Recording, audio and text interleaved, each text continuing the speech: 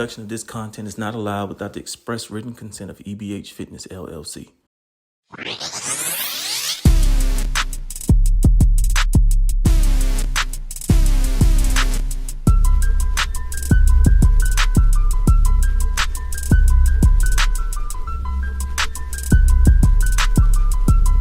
We're back. All right, everyone, welcome to another episode of the Borderland Sports Report. It's like 10 o'clock. All the games are wrapped up, and, man, we had some fireworks this week for sure. Definitely some stuff to talk about. And so let's jump right into it. Yesterday, 2 games. We're going to hit one game, the Canutillo-Montwood game, 29-0. That's 2 shutouts for that defense. Whoo! So, shutouts is something special for every team. And any coach that's ever been a coach, shutouts is special. And these guys already got 2 in 2 games. And we're not talking about shutouts against regular school. We're talking about shutouts against perennial powerhouse schools in El Paso. Yes, sir. And so, I based off of what these scores look like, year in and year out, that Canutillo program just produces, man. I talked to you about it last week. Scott Brooks has a special situation because he can control every aspect of his athletic program from high school down to pre-K. Yes, sir. And, he proves the method every week because every year that guy puts out a good product. Not saying how good they're going to be year in and year out, but year in and year out they're going to be tough. And then he puts product out on the field that goes deep into the playoffs. And I have to say this, man. It akins me back to, and we had this conversation off camera, my hometown, right? So the whole program was set up from youth all the way through to feed the high school. Canutillo has that. Yes, sir. They have that right there. And kudos to that youth football program that's feeding that monster. A lot of times they don't get the credit that they should get in some of this, but they're feeding that monster. Oh, yeah. And that program is really, really benefiting from it. And Coach Brooks gets them, and he just takes them the rest of the way, man. I tell you, it's amazing down there. I tell you what, they always got that they have that reputation to be some head busters, and they're proving it right now on the field, especially defensively. Now let's jump into today's game. The other game. El Dorado and Austin, 62-6. El Dorado and who? Austin. Is that right? Am I right? Did I jump one wrong? Oh, did they play? El Dorado and Austin played 62-6. Okay. That makes them 2-0. Who? El Dorado. If I'm not mistaken. El Dorado lost to Andrews last week. No. No, you're right. They are 2-0. They are 2-0. Andrews. Yeah, they're 2-0. And kudos to that program. After what they went through last year, and to see the bounce back, they've got talent down there. No doubt. When you got arguably the best player in El Paso on your team, Ray and the kid goes down early in the year last year, and everybody thinks there's a coach. They want to be a coach, but nobody wants to be a coach. So when you got a player like Ryan Estrada, obviously you're going to build everything on your offense around him. True. And everybody says that's bad coaching, but I'm going to be honest with you, that's good coaching. Good coaches figure out how to get the ball to their best players to allow their playmakers to make the play. So when your entire offseason, you're practicing for something, and then all of a sudden you lose that guy, now you're scrambling. So people that say it's good coaching, that's just an ignorant comment. That's great coaching to give your best players the ball. Imagine the Chicago Bulls not designing everything around Michael Jordan. That's absolutely what you do. True. So, I think the fact that they're 2-0 now and rolling people is indicative of the fact that they've got one of the best players in West Texas on their team. And he's showing it. He truly is showing it. And so that rounds out what I wanted to look at for the top 10. There was 3 other games, though. We had yesterday, Horizon loses to West Plains 63-14. Bowie beats Jefferson 21-7. We had this conversation last week about this Bowie program. They've got a solid offense. Steady. And it makes a big difference. Absolutely. And Bowie's they're going to be a playoff team in their district. Bowie's another one of those programs in El Paso that perennially is just known to be hard-nosed. Yes. And, you know, they're not exactly what they were when Coach Morales was the coach and they were running they were a slot T, wing T team and coming downhill at you, but they still are a hard-nosed football team, and they're proving it right now. Definitely. Then today we had Midland Pebble Hills. Pebble Hills loses 28-23. It's a tough one. 0-2 now. That is a tough one. You know, you got a new head coach at Pebble Hills. I think they came out off their best season in school history last year. They had a 10-win season. And now you got a new coach and you're 0-2, and that's a tough place to be as a new coach. Yes. You know, as a new coach, the spotlight is on you. You're coming in, everybody's wanting to buy in, but it's tough to buy in when you're not getting a win. So the fact that they done played two great programs, yes, people don't care about that. They don't care about that. They don't care about that at all. You know, Conatillo has already shown that they're a team to be reckoned with. And then, you know, anytime you play an out-of-town team, you know what you're going up against. And Definitely. Midland's they're a playoff team out of District 2 6A, and so they're in a tough spot right now. You know, they had a tough non-district schedule up till now, and it's a new coach, so they've got to get on that whiteboard a little bit and try to figure it out before their next game. Then the last one, Riverside, before we take a break, Riverside and Parkland. Man, they done locked the gates down there, haven't they? 33-20, Riverside over Parkland. It's another tough one. I'll tell you what, you know, Riverside, you know, Coach Recorder did a great job of reestablishing the program at Riverside. Riverside is one of those schools that historically, you know, I don't want to talk about perennially. Yeah. Riverside is old school. Yeah. Historically, Riverside has been one of the programs that's celebrated in El Paso, Texas, and Coach Recorder did a great job of reestablishing that.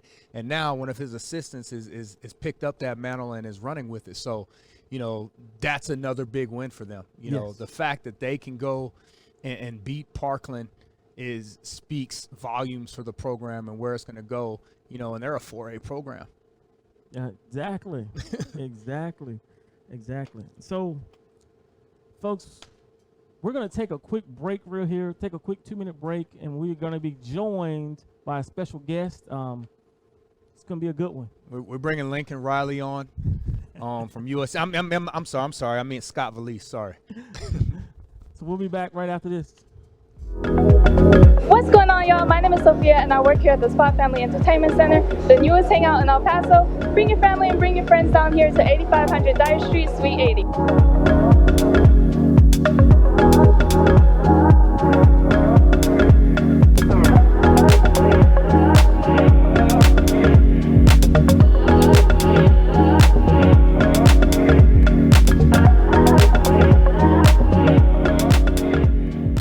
All right, folks, we are back here, and we're joined by Coach Veliz from Hanks High School. Coach, thank you for joining us here on the Borderland. Thank you so much for having me. Thank you. Definitely. So let's jump right into it. So, you guys, 38, 37 of Americas. Yes, sir. Yes, sir. What was that like? Let's go through the game. Let's talk about it. I'm still on a high right now, man. I think I'm like on 2 hours sleep. So I'm trying to get through this interview right now. It was a blast. I mean, we so proud of the kids, you know, for their fight, for their grit. At a point, we were up 30-21 with about 2 minutes to go in the third quarter. We had the ball at the 20. We're about to pull away, and we fumbled. From that point, America's rattles off, I think, 16 unanswered. So we find ourselves down 37-30 with 2 minutes and 15 seconds left. And they kicked off to us. I told the boys in the huddle, listen, when we score in a minute and a half, stay on the field. We're going to go for 2. I already made up my mind. Gotcha. I didn't want to go to overtime. So the boys believed in it. I was telling myself, I hope I believe it. But we went down, and things went well, and we scored with 5 seconds to go, went for 2. Our quarterback kept it and dove with the pylon, and here we are. So I'm proud of these guys. Nice. So what was the reaction, you know, coach to coach? Because I've done that same thing. I've told them we not playing for a tie. We finna get this dub. What is the reaction of your boys when you told them we not playing conservative? They look fired up, Coach. You know, they look fired up. I don't want overtime. I hate overtime. I want to win. I want to get out of there. I want to win. And I think that kind of fired them up a little bit too, and kind of made them want to go. And I believe in them. You know, I want to go for 2 because I believe in what they can do. Absolutely. As you know, you played, I played, we all played. Yes, sir. You know, feeling that your coach has confidence in you to get Yes. it done when the pressure is on definitely is going to take you to that next level. So, you know, I wanted to tell you, you know, it's awesome to see y'all doing well. Thank you, Coach. And, you know, it's the second year in the program. Any success or lack of success that you have in your first year, they're going to attribute that to the former coach. Yeah. So now that you're in your second year and you just take down one of the perennials, that's on you. Yeah. So congratulations on Thank that. you so much. I appreciate that. And the work that you've put in at Hanks. And, you know, I've seen Hanks over the years become one of those schools that's landlocked, declining enrollment, kids moving out. You know, Hanks used to be in the district with Americus, and you know, it's been an unfortunate situation, and it seems like you've brought some excitement back into the program. So Thank you. talk to me a little bit about the things that you did to bring that excitement back with the young kids to try to move that forward. I think what started was just the belief in the program. You know, we try to build the culture and like you're saying, bring some excitement back in. And, you know, it starts with social media and stuff like that. In the past, social media was like a gimmick kind of thing. Now it's a necessity. And I was never a Twitter or a Facebook or Instagram guy, but I became one. And I think I'm pretty good at it now, you know, and my wife gets mad at me because I'm always on that thing now, man. But it's a promotion, you know, we got to attract kids. My number one thing was keeping kids from Hanks Middle from going elsewhere. Yes. And when I got the job, I was told they're all flocking to Eastwood, they're flocking to Montwood, flocking to Americas when you were there. And we've stopped that the last couple of years. You know, we're keeping them at home. Good for you. We're keeping them at home. The next thing we did was we revitalized our facilities. We put in a players' lounge. We fixed our locker room. We did things like that to make them want to be there. And we brought it, like I said, an energy and excitement to it. I was able to hire a pretty good staff that live for it. They don't just collect a check. They live for Hanks football. So that started to build, and the kids believed in it. They were hungry for something different, something new, something exciting. And last year went real well. We went 6-4, made the playoffs. You know, we ran into Abilene University, unfortunately, in round one. But I got a piece of them a couple times in the playoffs. And, you know, but we were there. We got there. So that was the build right there. And then year number 2, and we've kicked off. Irvin was a pretty good football team. They were much better than last year. They showed it tonight by beating Bel Air. And Coach Elliott's done a real good job there. And we're down 6-0 at the end of the one. And I'm a little worried because we have 8 new starters on offense. We have 6 on defense. So last year is gone, you know, but the kids bounced right back. We wound up winning that game 43-20. And then on Thursday night, last night, I mean, we're playing up power, you know, and Americas is who they are because of what you did there and well as well. And again, we played well right off the bat. We have a 9-point lead. We're about to start opening it up, and then we collapse. And credit to Americas, they fought back as well, you know. It wasn't just our collapse. They played well. But for the way we won, that's what makes it even more special. Because I got so many young guys that they could have wilted. You know, they could have said, we were there, we didn't get it done. They didn't have that attitude, and we just went forward and got it done. So, Coach, you mentioned the young guys. Who are some of those dudes on your team that these college coaches that watch this should be looking out for? Well, for the younger dude, the underclassman, our quarterback, Jordan Rallis, is a sophomore. He started 2 games for us now, and he's thrown for about 550 in 2 games, and he's been outstanding. Our running back is Austin Dutcher, another sophomore. 2 of our leading receivers are Alex Robles, a sophomore, and Deontay Wenzel, a junior, who's had about 310 yards receiving the last 2 weeks. Okay. On defense, we're led by some seniors in Chris Ramirez, our inside linebacker, Jesus Del Toro, our defensive end. Those guys can go. They should be playing somewhere next year. And so those are the guys leading us right now. Okay. Sounds like y'all gonna be the team to watch next year. I think so. I think so. The only negative, we have 4 seniors up front. Our 2 best linemen, our left tackle, Damian Gamboa, was very good. Our right tackle, Richard Armendariz, is very good. But the other 3, 2 are seniors, but they were on JV last year as juniors. Mm-hmm. So now they stepped into that varsity role and did a pretty good job. So I'm going to say this, Coach. I'm glad you had to say those names and not me because, woo. Sometimes I forget. If I forget a name, a parent gets mad at me. You know what that's like. So I gotta rattle them off, man. The tongue doesn't roll like that. So big win this week. What do you do as the leader of the program to avoid the hangover, to avoid the walking around like they stuff don't stink, That's it. Getting ready for that next game? That's a great question because we addressed that this morning after film. I said, When we started August the 12th, our goal was to compete for a district championship, get in the playoffs, go deeper than last year. Our goal wasn't to just beat America's. That was just one of the steps.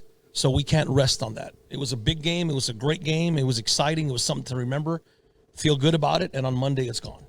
And I think they've embraced that. They know that. And, again, a win like last night hopefully puts us on a different level in many different ways, and the biggest one is confidence. It does. It puts that's you on the another biggest level one for sure. Let me That's just the tell biggest you. one. I woke up to 102 text messages this morning, and it put you. The first thing I did was text him and say, "Hey, do you want to get Coach Veliz onto the show tonight?"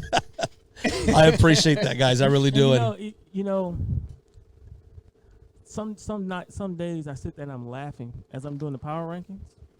I'm laughing because I'm like,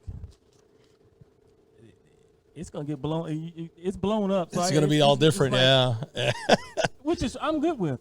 But I love seeing programs start these resurgences.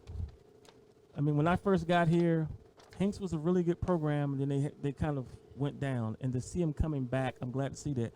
And you start naming off all these young players, right? And then I'm over here, I'm thinking, I'm like, man, it sounds like Bel Air a few years back when they had that young group coming through that they were starting to prime. And so I'm definitely looking forward to what you guys have in store. Well, I'm glad you brought that up about Hanks in the past. And that kind of little bit answers what you were asking about, like how we brought it back last year. One of the things we did was create a Hanks Hall of Honor, Wall of Fame. And I reached out to all the X's. So we have guys from the class of 82, 83, 84. If you made all district or all city, they're sending me their picture. And that really bridged a huge gap. So Hanks was really pretty good in the late 80s, early 90s. I think they fell off for a bit. I was an assistant there in the late 90s, early 2000s under Ron Dirks. We weren't very good, but I enjoyed being there. And then Coach Cleveland was there. They had some moments. They threw the ball real well. But I just kind of wanted to get it back to, I know it's been a long time, and I'm dating myself here, but get it back to what they were in the 80s and 90s. I went to high school. I graduated in 1990, and Hanks was nasty, man. They're one of the best schools in the city. And I want to embrace that, and we've bridged that gap, and the alumni are excited. They reach out to me. They go to games. So that's a big deal right there in building this culture. Huge deal. Nice. That's my son, guys. That's nobody breaking in. Don't worry about it. No, yeah. So, district play. There's been a lot of shakeups in the districts so far, even though it's still non-district. And I know you can't always just look at non-district play and make that as something that's going to be indicative to how the district finishes. But district play, how do you think you see things shaking out for the district that you play in now that you got a better understanding of what everybody's bringing to the table? You know what? At the end of the day, I still think, we touched on it earlier. I think the two best teams in the city are Del Valle and Canoteo. They are. Yeah. I've already They said are. And unless someone knocks them off and beats them, then they're 1 and 2. I don't care if you're 6A, 5A, 4A, whatever. They're the best. Yeah. And Rudy Contreras done a great job at Del Valle, and they're nasty. Scott Brooks always does a good job at Canoteo. They're ridiculous. 2 shutouts in a row. We play them in about 4 weeks. I hope we can score a few points. But, we're going to go after them with everything we have. And my kids think they can beat both teams, and they need to feel that way. Absolutely. So the thing about it, what makes it so exciting and difficult is that every week's going to be tough. Horizon's better this year. Horizon's better. They have a good young quarterback in Julian Williams, a sophomore. There's no off weeks. I know Andrus is good. I saw them for the first half tonight. Burgess, everybody we play, there's no off weeks. Chapin is always great. One of the most dynamic players in West Texas, and Davion Singleton, Brent Holm, and these guys. So it's exciting. It's a challenge week in and week out. And we can't wait, man. We can't wait. So I wanted to ask you one more thing specifically, because you've had a part in it. You and your brother, y'all started the quarterback academy, and last week Stephen and I talked about what's happened with youth football. The starting to play AYF here, and with the TIFL with the 7-on-7, and a lot of people were resistant to that. And then y'all got the quarterback academy. Talk to me a little bit about how you feel that has helped El Paso football in general. Not because you weren't even here when you were doing that. You were in I wasn't. Whole another city. Yes, exactly. So discuss how you think that helped the city, because a lot of us talk about being here for our kids, but are we here for our kids specifically that we play for, or are we here for all the kids. All the kids. So talk about what that's done for the city. So basically, like with Little League, and when I got the job a year and a half ago, I got interviewed on some of those Facebook groups and Little League groups, and I loved it. I told them, what you do dictates if we see them or not. You guys are so freaking important, man. So what you do dictates if they're going to play high school ball or not. You know, if you're doing Little League drills where you're hitting, these guys are killing each other, they're going to wind up in basketball. We're not going to see them. Want to quit? Yep. So that's why I have a great rapport with youth groups, you know, and coaches. I come by, I'll show you, you know, you'll get on the board or whatever. So that's real important. So Veliz Academy started. Chuck was leaving UTEP. He was part of the Sean Kugler staff, and he got fired, you know, so Kugler got fired, so the staff goes. Mm-hmm. I was leaving Las Cruces Oñate. I was in New Mexico for 2 years as a head coach, and 2 years in Mexico was more than enough. I was done. And so when I came, we were living in New Mexico. I told Chuck, during New Mexico, I worked for a place called QB Impact. Mm-hmm. They were based out of Oklahoma City. And I'd go do camps for them with them in Phoenix, Oklahoma City, places like that. And I used to think, we need this in El Paso, you know? So I told Chuck, I'm going to do it, man. You want to do it with me? And he was tired too. I mean, Chuck had a great run. He's one of the greatest coaches the city's ever seen, in my opinion. By far. And he was at UTEP for 2 years. I said, I'm doing it with or without you. Come on, man. So we did it. We did it in March of 19, and our first two trainees were Orion Olivas from Eastlake and Gabe Adetta from Parkland. Yep. And we had such two studs right off the bat that brought everybody else. So May of 19, I'm kind of making the story long. Sorry, guys. No, you got it. May of 19, Jesse Perales, who had been a friend of mine for years, gives me a call. He goes, hey, man, I got Naaman Forest. It's like, where's that? He goes, Garden. Remind me, dude, where's that? He goes, outside of Dallas. Oh, okay. He goes, why don't you go with me? Yeah, really? He goes, yeah, be my OC. And I'm like, oh, my God, I've always wanted to go to the DFW, you know? So I said, let me think about it. In my mind, it was already set. And I asked my wife and my boys, and they were all about it. So I told my brother, say, hey, man, I'm taking the job. You maintain it, and I'll come back for camps, you know? So it's really blown up. And every camp in July and December, we draw 100, 110 kids. And it's our way of giving back to the community. They have these all over Houston, you know, from the Houston area. They have these all over Dallas. And there's no bitterness. There's no bickering. It's just kids getting better. And we bring in people like Orion's training with one of our instructors now. Gabe Adell is one of our instructors. My sons are. So we bring these X's back in to give back to these kids. And we've trained a lot of great El Paso kids like Luke Lomelli over at Eastlake. Joe Fernandez, who's at Pebble Hills right now. And we've trained a lot of these kids. We trained Davion Singleton, Brent Hallman, all these guys. And I think that's real important. And there's got to be more of them in El Paso. Yeah. And there's no jealousy thing. I heard there's going to be a couple more QB things popping up, and there should be. There's room for all of us. I need to start an offensive line deal. We do. They were asking We me, talked about that before. Why don't your kids go to Veliz Academy? I said, well, are they going to teach them how to take a snap from center and hand off power and inside zone? But honestly, Coach, early on we did. I know. We did because when I was at QB Impact, we would tell kids we'd have sessions in gun, we'd have sessions under center because I don't know what your system is. So early on at Veliz Academy, we did do some of that. Now, make no mistake. One of my best friends right now. That's a good point. He asked me, what should I do with my son? He's going to play quarterback. I said, here, I gave him Chuck's number. Well, we appreciate that. And he called him, and so he's training with y'all now. His name is Diego Guzman. Okay. So he's about like a 6'2", 8th grader right now. Awesome. But so he's training with y'all. So I gave him Chuck's number, and cool. No doubt it's been great for the city. And when I ask you that because, I had got to El Paso probably 16 years ago. And El Paso football has changed tremendously since I got here. And the problem was moving from Houston, we used to have what was called a coaches meeting every Wednesday. We had at Hooters. Once you do the quotations, I know what the meeting is, man. It was coaches from different staffs sitting at Hooters, hanging out, talking ball, using the sweet and low and the stevia packets as offense and defense, and there was no animosity. We worked together. When we played on Friday night, we was rivals, but the rest of the time we were okay.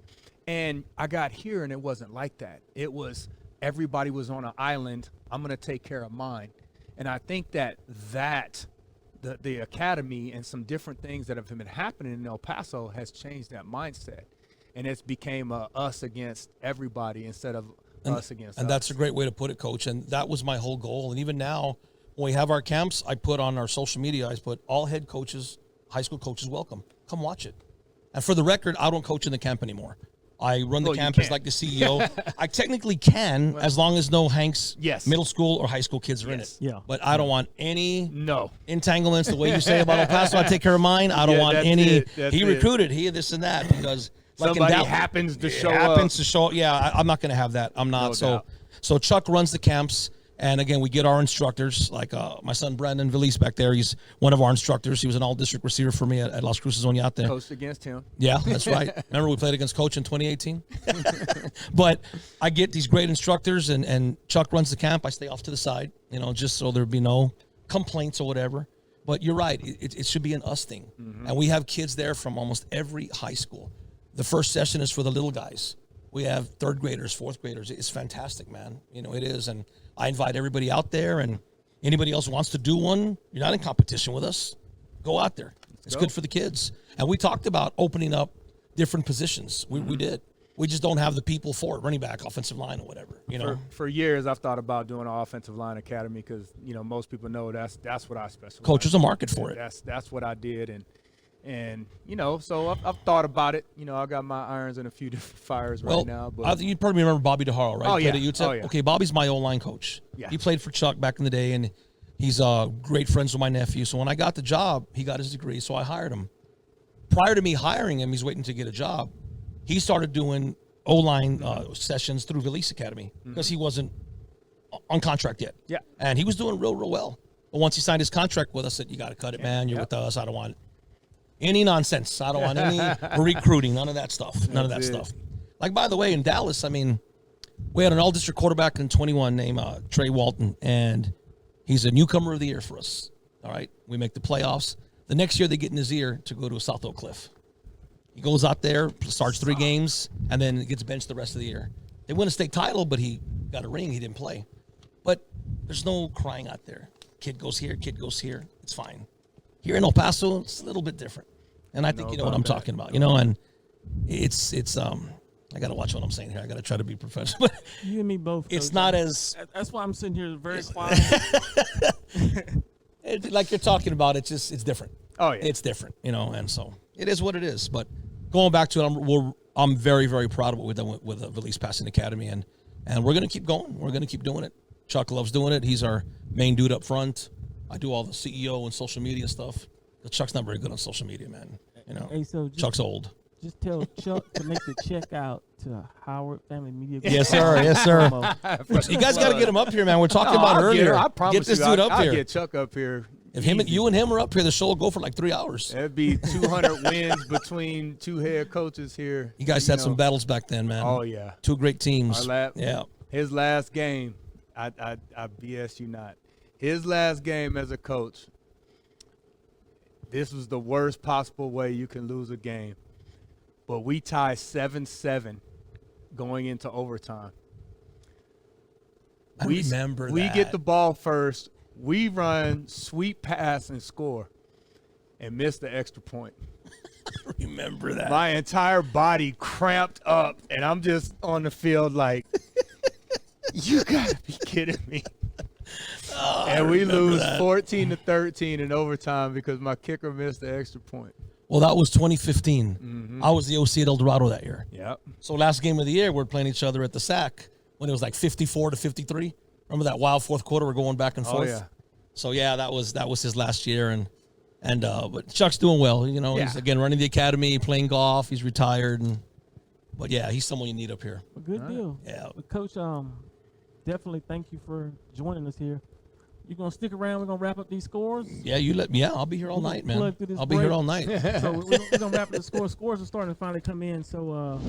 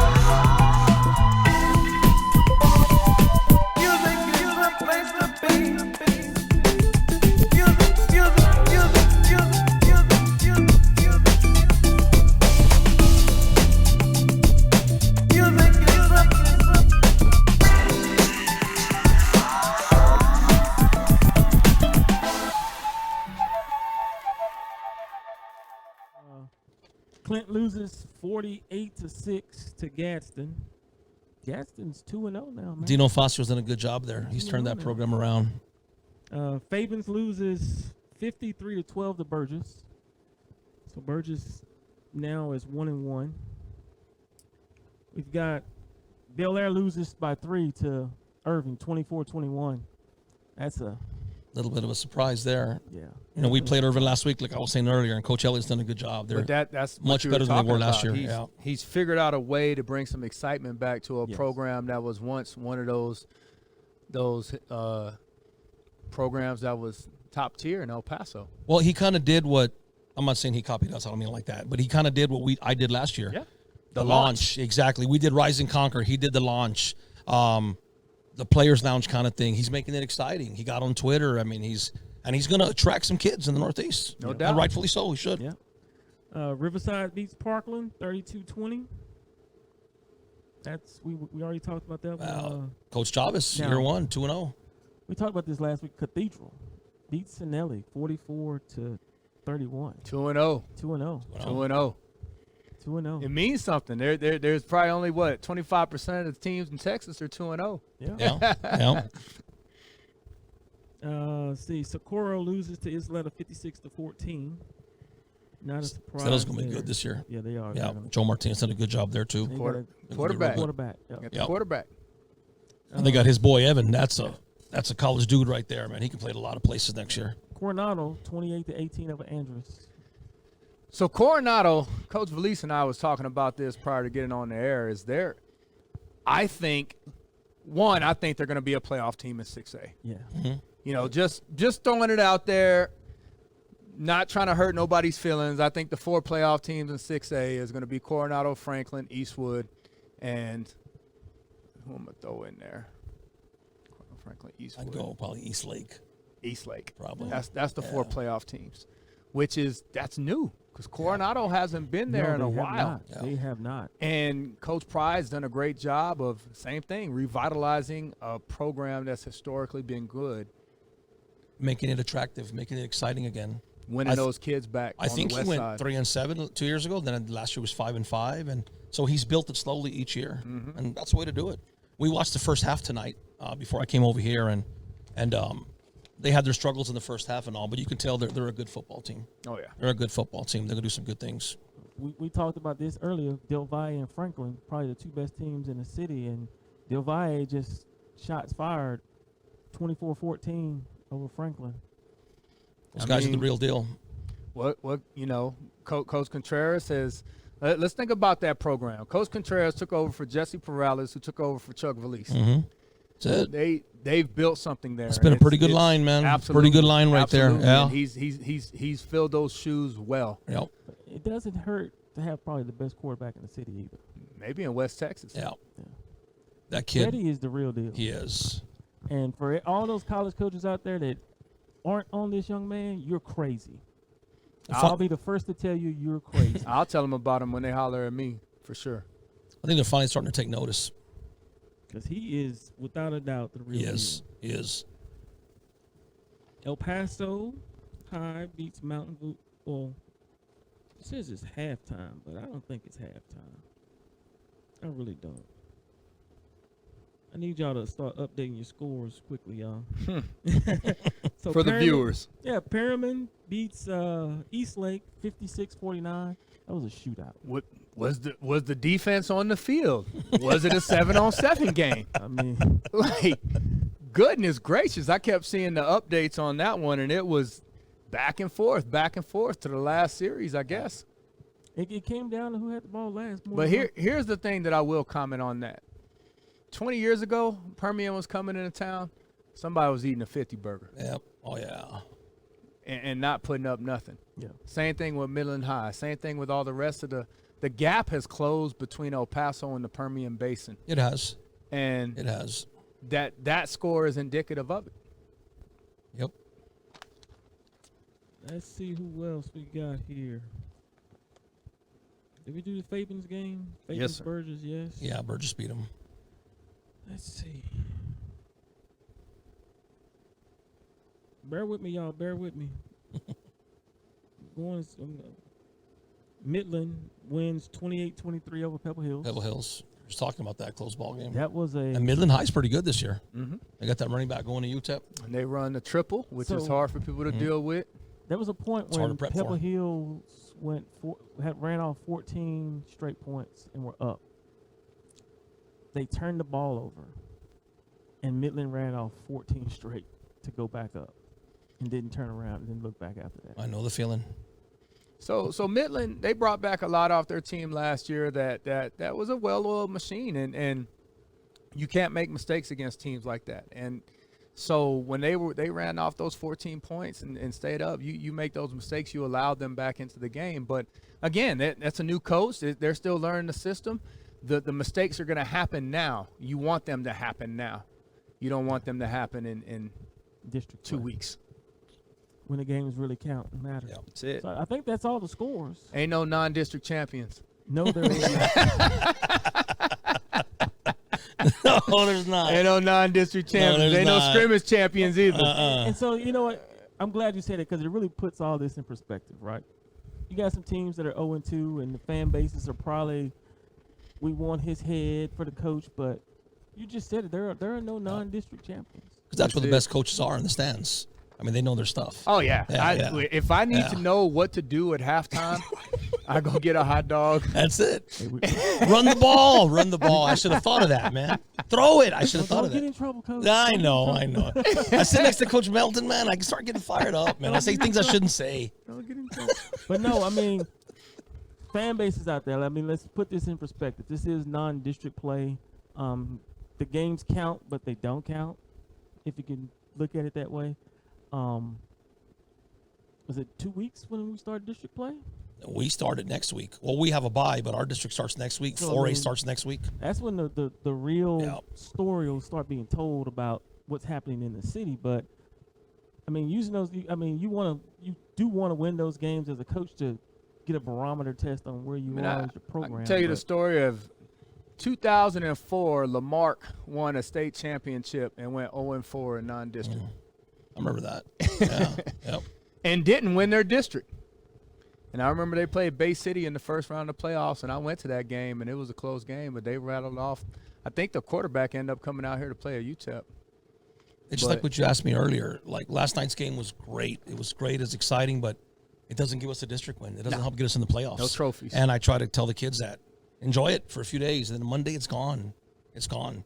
Even had we lost last night, we're still 0-0 in district right now. Yeah. That's a message I try to pass off, and I think they got it. Well, Coach, kudos to you guys for winning that game. Thank you. I appreciate Thank that. you for Thank you so joining us much. here. You're welcome back. Thank you, guys. anytime. Appreciate it. Thank you. No, it means a lot. Anytime. And, Chuck, we gotta get Anytime. you on, brother. That'll be That'd be fun. it'll be some comic relief when Chuck gets up here. I promise you that. I promise you that. I'm gonna come on that one too. I gotta. I don't have to get up here, but I'm gonna sit down right there, man. I have to. I gotta hear that. I'm gonna keep plugging this because I'm gonna keep plugging this, guys. This is a live show. We would love to have an audience. The place is open. There's food. There's I don't want to say that. There's Beverages. There's food. It's a great atmosphere. Come in. Let's talk football. Come join us. Come be a part of the show. We don't like being in here by ourselves. We got about 3 people in here now.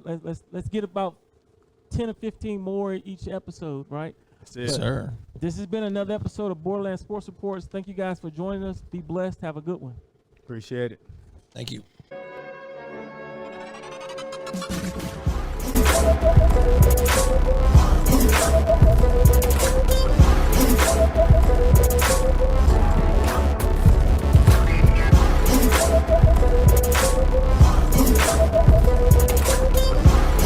Thank you.